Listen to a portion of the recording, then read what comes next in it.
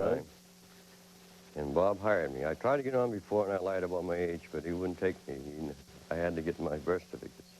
When did you go to the bucksaw and the axe? Oh, What well, age? that was up in the farm, up in Worcester County. I worked up there in the summers. We used to cut on the farm there and yard it out with a bucksaw, cut it with a bucksaw. Where in Aroostook County? Eagle Lake. At Eagle Lake? Yeah, I was born there, but I was raised in Millnocket. But I used to go back to Eagle Lake every summer on the farm from the time I was 5 until I was about 12 or 13. And that's what we done. Old grandfather said, go out, my 2 uncles and I, he'd say, well, you guys go and cut that tree and cut that tree. He made sure that they had limbs right to the stump, right to the ground, you know. He was selective cutting his own land at the time. Uh-huh. So selective cutting is nothing new. No, the farmers generally selective cut, most of them, at that time.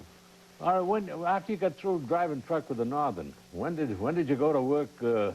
Well, see, that was in January, and then generally, we had to have our wood out by the 15th of March, you know, because the roads were big. All ice roads them days. We watered them and dragged them and froze them down. What do you mean? You watered them to freeze them down? Oh, yeah.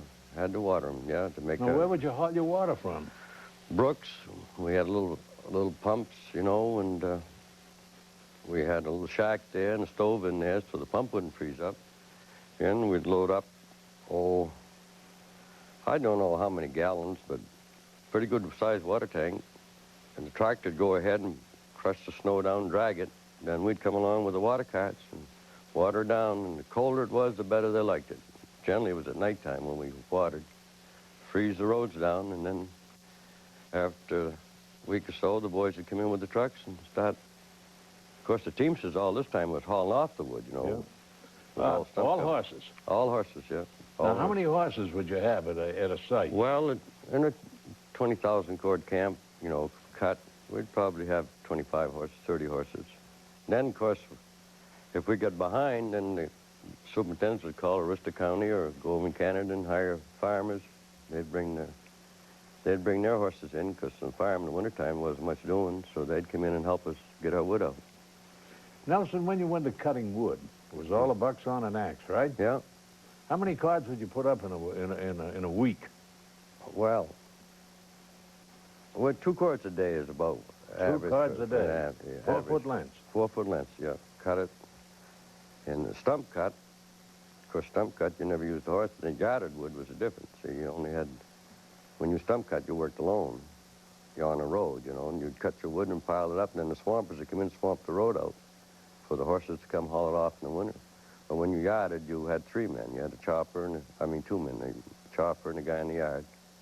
Generally, the horse, after you broke him in right and swore at him enough, he'd learn to get to the yard by himself. Some of those horses are pretty smart. Really? Oh, you're damn right. Can you think of a couple of horses that were particularly Well, my friend and I, Harold Curtis, one spring, we didn't have no job. We was waiting to go up on the drive, and we was down the rice farm. You know what that is. Yeah. Well, we was in Millnocket, and Charlie says, well, I'll get you fellas a job. So he said, go down to the farm, get a horse, and go down rice farm stretch, we called it. We went down there, and the old feeder says, I got a good horse for you fellas. So he gave us the horse. By Jesus, that horse was smart. Now, I'm telling you, he was a good horse. How much you pay for it?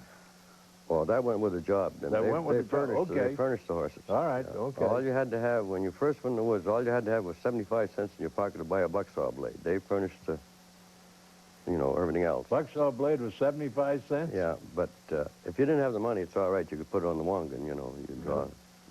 Tell the wangan. The people out there don't understand the wangan. Wangan, well, that's kind of a store in the woods. That's where we got our tobacco. Mostly them days we rolled our own. And the guys that chewed, they get the tobacco there, and you get a shirt, pair of pants, all come out of Bangor down here somewhere. And all right, you got the horse now. How smart was this horse? Oh, Jesus, he was smart. Sometimes the snow was deep that spring, and sometimes you leave your stump pretty high, because you didn't want to shovel around. You wanted to keep the guy on the yard going. See, it's a system that the chopper tries to keep the guy on the yard going, sawing up, and the guy in the yard, he's working like a son of a gun to keep ahead of you, see, so it was worked out this way. Jesus, one time I sent out a big spruce, and that horse got hung up, and I heard my friend on the yard hollering to the horse, come on, Chub, come on, Chub. Well, by Jesus, that horse got hung up, and he backed up, and he went to the side and pulled that log to the side of that stump and went by without us driving him. Really? Oh, yeah. Jesus was a great horse. Great horse. What color? Roan. Roan. Yeah. Big, he weighed about 1,800. Jesus was a big horse. Nice horse. But this old feeder told us about him, and he said, that's a good horse for you. He wanted to get him out of the barn anyway so he could get a little work in him. He knew he wasn't going to kill him. Those horses must have been in great physical condition. Oh, geez, they was. Great Northern always had good horses. And I worked down in Mattawamkeag one time around what Eastern used to be, and they had great horses, too. I never was around Scott Paper much, and I worked over in Gulf Siding 4 years ago after I come out of the Army. Up there, that was quite a place. Jesus, you went in the woods up there, and we loaded our trucks on a flat car, and they dropped us off in the siding on the Canadian Pacific, I think it is, or Canadian National. When you want to come out there, you had to put a red flag up on a tree, and the train would stop and pick you up and take you into Jacqueline. Yeah, we was a long ways in the woods there. Now you can drive right in there, in the whole up country, and up in all roads. Hey, I was up there. That's where I really learned my French. I was in there. We went in with 5 men, 5 trucks. We was going to haul some wooden loader on railroad cars coming into East Malarkey. And the other 4 fellows, they stayed about a month, I guess, and they quit. And I stayed in. And 100 Canadians in the camp, and I was the only American there. And the only one could speak English was Camp Foreman's wife. She could speak some English. She'd come from Quebec.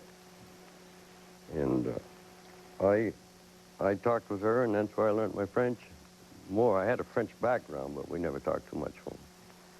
And so that helped me along in my life, after working with all the Canadian labor. After I come out of the Army, there was, a lot of Canadians here. And how'd they feed you back then? good, very good. It was a stable thing.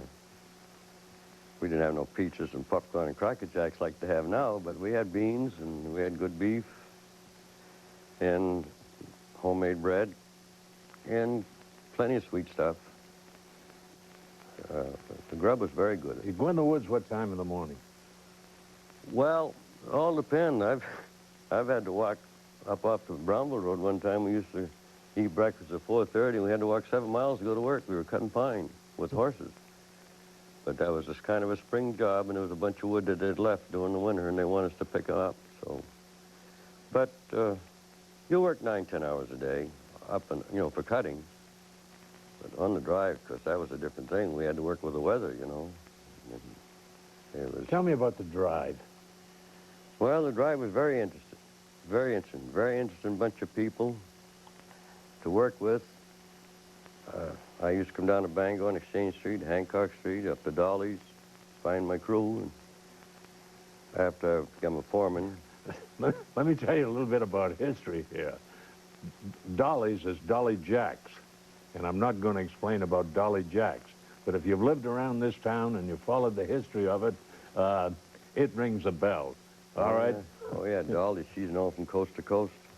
But, yeah, well, of course. So this is where you'd find your men? Oh, yeah, I look for my cooks first. At the end of, some years I'd have 80, 90 men. I had to have 4 cooks. And I'd come down, my wife and I'd come down from Rip Dam, and we'd come down, stay overnight. I'd go into Marlin's, Wally Bellucci's, Jenny Olson's, the Waverly, the Royal. You're naming all the sunspots in that city. Well, that's all right. They're all right. gone. Well, I know they're all gone. They're building banks down there. That's right.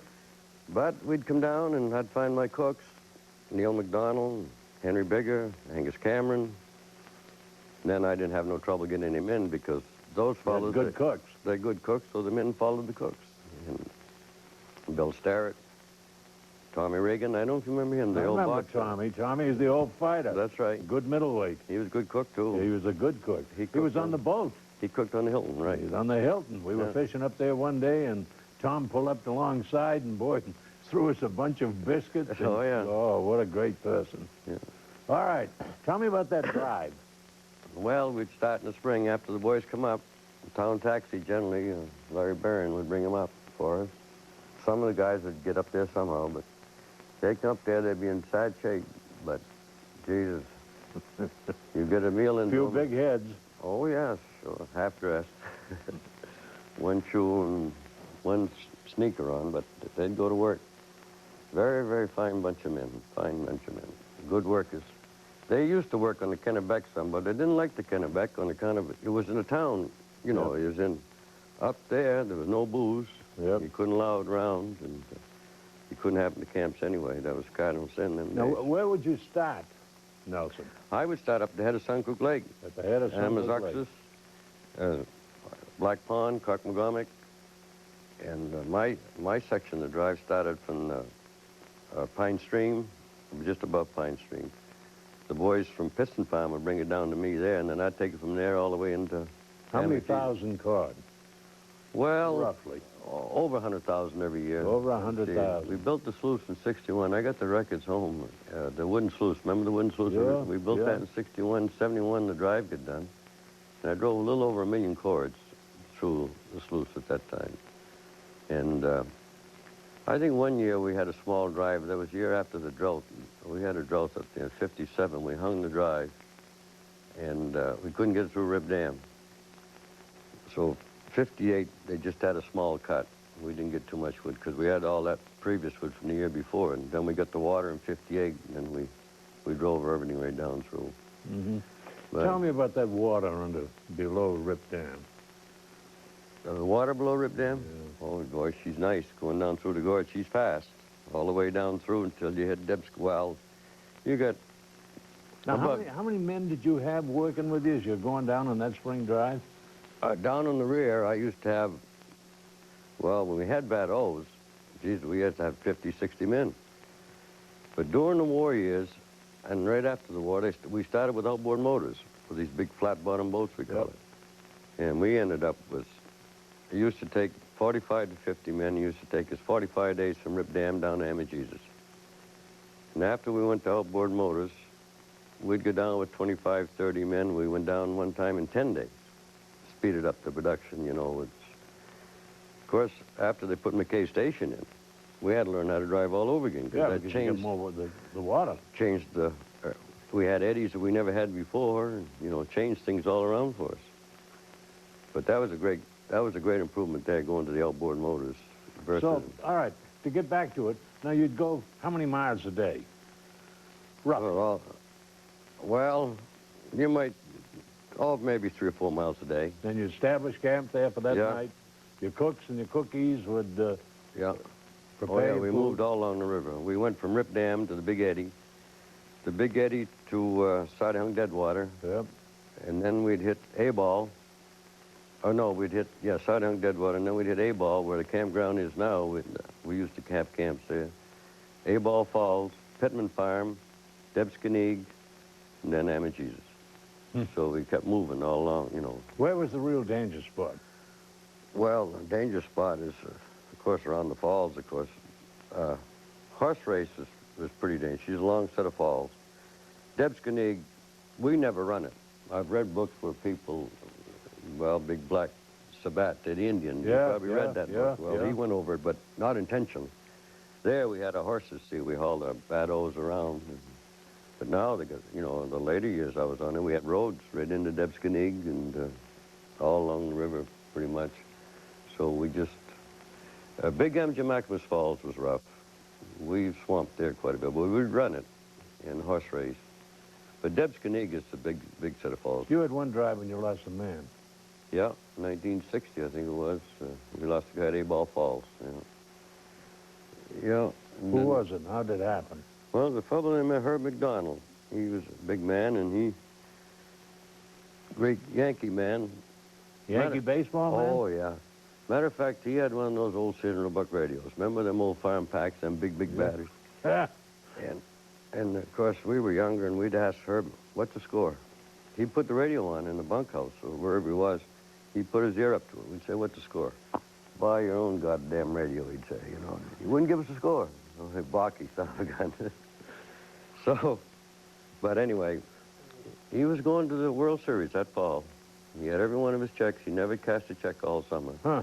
And Herb was the type of a guy that never went really broke. You know, he was always well-dressed, had always a nice hat on. And he was a kind of a moderate drinker, you know. He didn't drink like some of the other boys. But he always was well-dressed, always had his 3 meals a day, but he never did make it. You know, we get down at the falls, and we was going in for lunch one day, and he was on the opposite side of the river, and a fellow named John Frazier was running the motor, and the motor stopped right ahead of the falls. And they went down over the falls. There was 5 men in the boat. I had already been over the falls, and I picked up the other 4, but I couldn't find Herb. We found him about a week, 10 days later. He was on the tail end of the jam down at Passamagamig. Yeah, he's buried over in Greenville, and the Great Northern has a cemetery, you know, a lot over there. A lot of them old-timers are buried over there. There, and of course, years ago, the fire, you know, that was before my time up to Suncook when the Ellick guns both blew up. That time, burned it. Yeah, and a lot of them buried up there. Then we had another fellow named Roscoe McDonald. He drowned up in Black Pond. What happened there? Well, he was going up, check the crew. He was a clerk for us, a timekeeper. And he was going up and check the crew. And he went to jump a boom. There was a boat gap in the boom. He went to go over the boom, and somehow he fell out of his boat and drowned in about 6 feet of water, I guess, 5, 6 feet of water. Nelson, who was the cleverest guy you ever saw on his feet running logs? Well, the cleverest man I ever saw was Bob Frazier. And all the Indian boys, Albert Barnaby, the chief, he used to bring some boys over from Restigouche, Micmacs, you know, every year. And he'd bring over 10 or 15 boys, booming out crew mostly. And, booming out crew? Yeah. Them, What's boys, that mean? They made up the RAS for us. Okay, booms, all right. At the mouth of rivers or brooks or streams. They made them up for us, you see. They checked every log, every chain before we'd fill them up, because we'd load up 4,000, 5,000 cord to the trip when the Hilton hooked on, or West Branch number 2 before, you know. And that's quite a load of wood. And you didn't want to lose that on the lake coming down. And so they checked every chain, every boom plug, every log. If you had a split log, you'd cut it out and put a new one in. That's what these boys done. And we'd hook onto them, and maybe a day and a half. Sometimes I've seen up there when I was captain of the boat on the Hilton. Geez, I was 3 days one time. I had just hold, you know, because you didn't want to lose your wood that has strong headwinds. Tell me about this man who was so clever on his feet. This Bob Frazier, when I first started working, he was kind of a straw boss for Forrest Henderson, the guy. He was a boss up there, Suncook Village at the time. Yeah. And Bob Frazier, by Jesus, he could grab a boom chain that weighed, you know, 70, 80 pounds, and he can go out. At nighttime, there was nothing to do. We didn't have no TVs or radios, you know. So boys used to be playing. That's how we learned, too. The old chief would say to us, he was a straw boss before us, he'd say, guys, go up there and learn how to marry them. We call it marrying and unmarrying boom. He'd say, go up there and learn how to marry them booms. So after supper, when we didn't have nothing to do, that's what we'd do, see. But this Bob Frazier, he could grab a boom chain on the shoulder and go out there and take 2 logs. They were 28-foot logs. They topped off 11-inch spruce logs. And he could marry them. You marry the butt and the top together, see. And by Jesus, he'd stay on his feet. We call him a pretty catty man. And even Barnaby, the Indian, the chief there, he said that he never seen nothing like this fella. He was very... How old was he then, roughly? Oh, Jesus. Well, he's 74 now. He was in his 20s. Where's he live now? He's retired from Great Northern. He went to work in construction in the mill, and he was in engineering service. And he worked in woodlands for years and years and years. Good river driver, very good. Tell me about the Joe Murray cut. Well, Joe Murray cut, we went up in there. Oh, I forget what year it was. It must have been, I come back this last time in 57. I went into Joe Murray, and they was there around in that era. We was in the road about 12 miles, and we moved to Johnson Pond after that. Yep. And that was quite a camp. That was the coldest place that I've been in a lot of lumber camps. Worcester County, Jackman. I worked in Madison years ago for the company, North Anson. And that was a cold. In the summertime, we had to put a blanket on up there. And cold. Really? Oh, my Jesus, cold. Even the Canadians, even the cutters would say that. Awful cold. We had some awful good wood up there. Awful good wood. And now, who cruised this for you? well, them days, of course, mostly the camp foreman. That was his job, is to, you know, he'd get a contract, whatever they'd say. You go up and cut 20,000 cord of wood, build your roads. And they'd give him some horses, and 2 bales of hay and some oats and tar paper, and he went in and built his camp. Build the roads and Build the a roads, camp. build a camp. But today they got foresters, you know, and they take aerial pictures of it.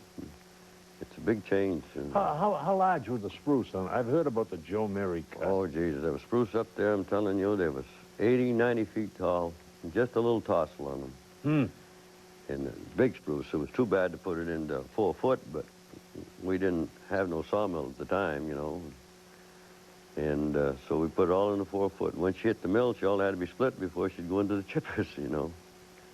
She was big wood, very big wood. And it's just like an orchard up there, just like an orchard. Just an orchard of spruce. It's an orchard of spruce, and it's a funny thing, on the north end of the mountain, we cut in there a few years later, and geez, it was all fir, and most of it was all red rock. No, that's unusual, isn't it? You see a deer occasionally those days? Hey, I had a deer. Matter of fact, I was just looking at a video the other night when I retired. A fella gave us a video, and I had a deer when we was cutting on Joe Mary Mountain. It stayed right in our camp, you know, our lunch ground. We used to bring our lunch with us. At noontime, we'd heat our beans up or bread or whatever we had. And that deer stayed with us all that.